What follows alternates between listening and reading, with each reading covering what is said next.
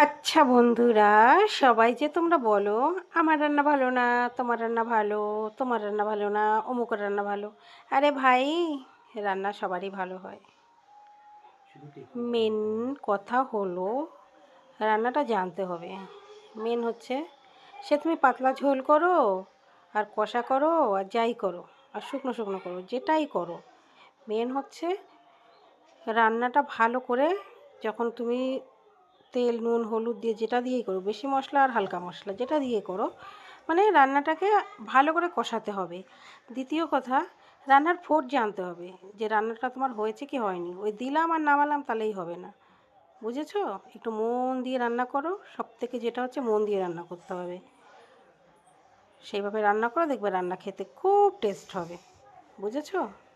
By, tata.